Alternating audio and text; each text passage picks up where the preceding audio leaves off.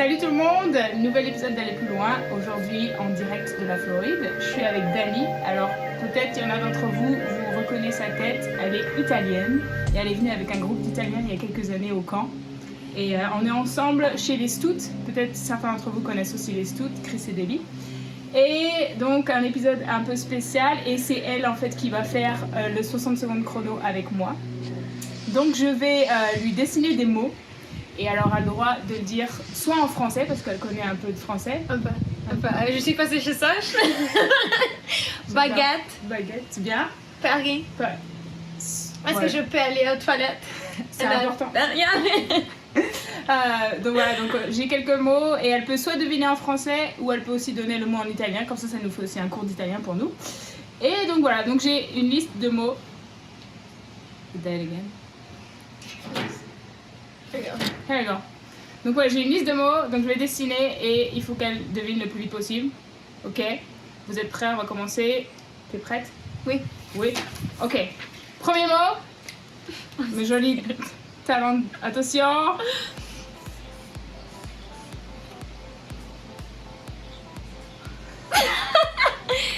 Ok.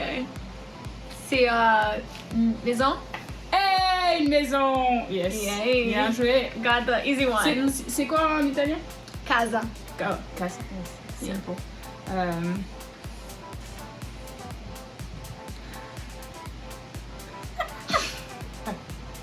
Come on.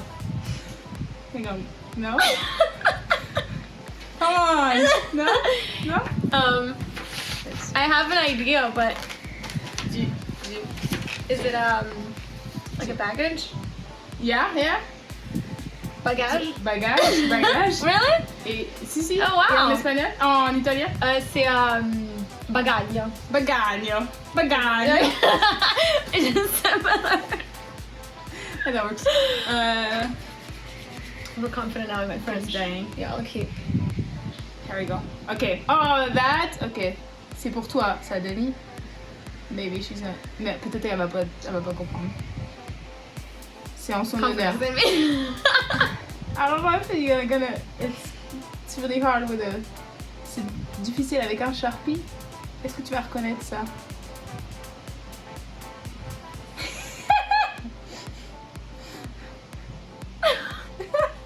Is it Is it a plate? Oui. Yes. But what's inside? I made it way bigger. Oh, eggs. No. A toast. No. Raclette.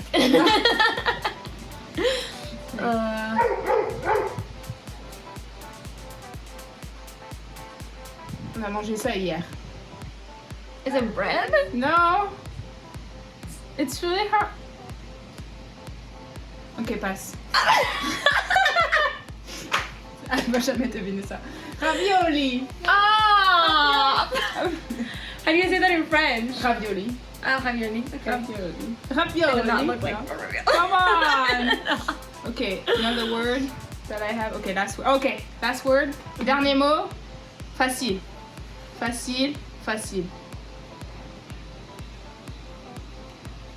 Café. Café, ça, c'est café. We do love some French coffee. Super, merci Dani. Voilà, c'était les quelques mots que j'avais préparés. Petit cours d'italien. Ravioli, dis-le avec. Ravioli. Super.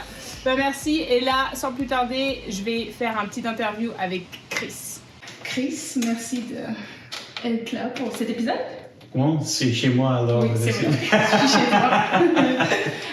Du coup, une petite interview et j'ai préparé quelques questions. Super. On commence direct comme Oh, ça. on va direct. Du coup, première question. Oui. Quand as-tu vraiment pris Dieu au sérieux dans ta vie? Ou t'as vraiment... Oui, je connaissais déjà le Seigneur comme mon sauveur quand j'étais un petit enfant avec 6 ans. Mais quand j'avais 13 ans, je suis allé dans une grande parole de vie à New York et c'est vraiment cette semaine qui m'a changé la vie. J'ai compris que Dieu voulait utiliser les adolescents et que je pouvais prendre Dieu au sérieux parce que lui, il me prenait au sérieux aussi. Donc, C'était une semaine fantastique, ouais. Et ouais, du coup, c'est vraiment là où tu as pris conscience que Dieu était réel et que la vie, c'était important de... Oui, je dis toujours que j'ai compris 3 choses là-bas. C'était que je pouvais utiliser mon adolescence pour Dieu. Et 2, l'importance de passer du temps tous les jours avec Dieu dans sa parole. Et donc, j'ai commencé à avoir une culte personnelle tous les jours quand je rentrais chez moi et ça m'a changé la vie. Et 3, l'importance de partager ma foi avec mes amis. Et donc, j'ai commencé à faire ça aussi. Super. Deuxième question. Oui. Si tu pouvais encourager quelqu'un, là, tout de suite, Oui. qu'est-ce que tu lui dirais? Wow, c'est large. C'est large. Je dirais, parce que je sais peut-être qu'il y a des jeunes qui regardent ça, et souvent on pense dans la volonté de Dieu comme quelque chose lointain, plus loin, et on est un peu des fois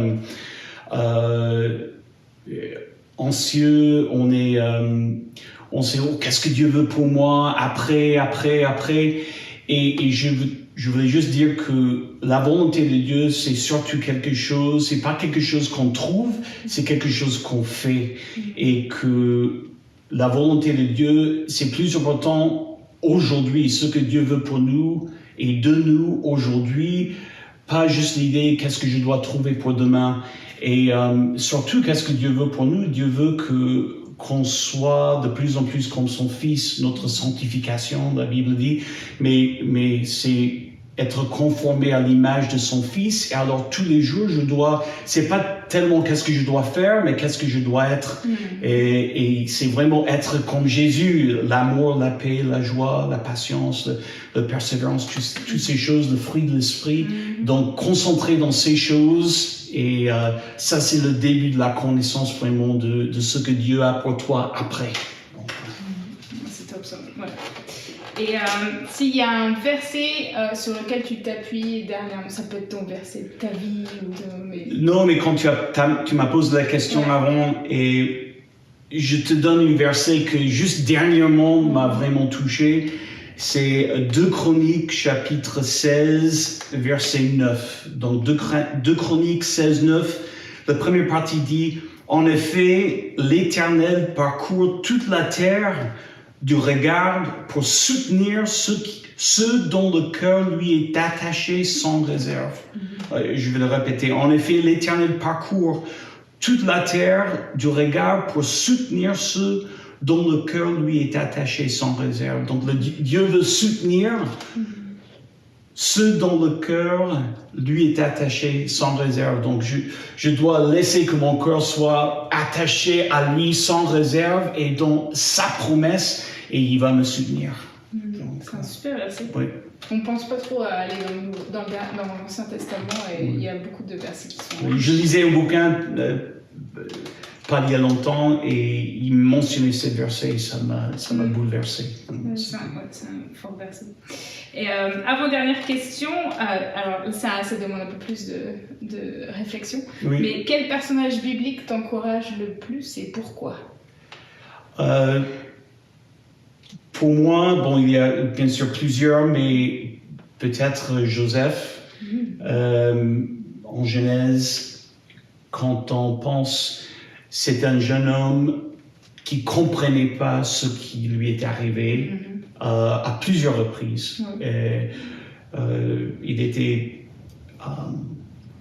Il avait le problème avec ses frères, il s'est trouvé dans un puits, il était vendu comme esclave, il était mis en prison et tout ça. Et ce qu'on trouve dans la Bible, c'est qu'il n'a jamais perdu sa foi, malgré toutes les choses qui lui sont arrivées. Et il faisait toujours le bien, dans le sens qu'il continuait à faire le bien, vraiment, pour ce qu'on voit, au moins avoir une bonne attitude, une bonne perspective. Et on voit après que Dieu, tout ça était dans le plan de Dieu, tous les vallées, tous les problèmes, tous les épreuves. On aurait plus jamais arriver qu'il allait terminer sauvant tout un peuple, son peuple. Et aussi, il avait un cœur de pardon qu'il avait envers ses frères après tout cela. Donc, je trouve vraiment, dans ce moment dans ma vie aussi, juste l'idée que même si on ne comprend pas ce qui arrive autour de nous, on doit toujours continuer à faire confiance à Dieu. Donc. Ouais, et il aurait pu très bien se focaliser sur l'injustice et il avait les raisons de se plaindre, mais non, c'est bon personne, je suis.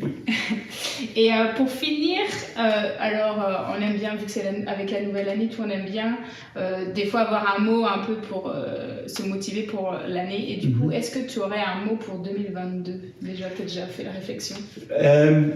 Je pense que ça va un peu avec le verset que j'ai mentionné, aussi avec le personnage biblique, et c'est vraiment la confiance. Et confiance en Dieu, dans son plan, dans ses promesses. De fois, on ne voit pas bien.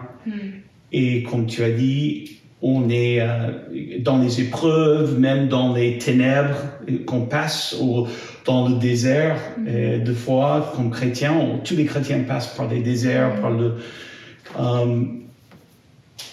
je dois toujours avoir confiance en Dieu et que Dieu, il m'aime, il est là, il a un cœur pour moi, il est plein de miséricorde et que toute chose concourt, Romains 8:28, toute chose concourt au bien pour ceux qui aiment Dieu et qui sont appelés selon ses desseins. Et donc ça, c'est la confiance. Alors.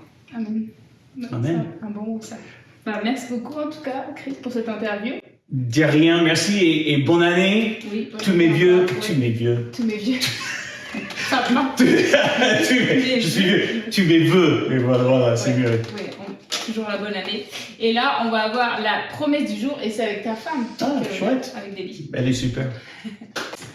Ok, Debbie. Tu as une promesse du jour pour nous à partager? Alors, une promesse qui pour moi c'est super important, c'est dans Jacques 1,17 qui dit « Tout bienfait et tout don parfait vient dans nous. Il descend du Père des Lumières et dans lequel il n'y a changement ni ombre de variation. » Et pour moi, c'est un verset important parce que quand on pense dans tous les changements qu'on peut vivre dans le monde d'aujourd'hui, on doit aussi savoir qu'on peut compter sur quelqu'un qui ne change jamais et qui est toujours stable dans notre vie, dont on peut lui faire confiance, on peut se reposer parce qu'il est toujours pareil et ses promesses et tout ce qu'il nous dit dans sa parole ne change pas. Même si le monde change, le principe du passé dans la Bible d'il y a très longtemps ne change pas et c'est toujours quelque chose qu'on peut appliquer, qu'on peut vivre dans le monde d'aujourd'hui. Et pour moi, c'est très important.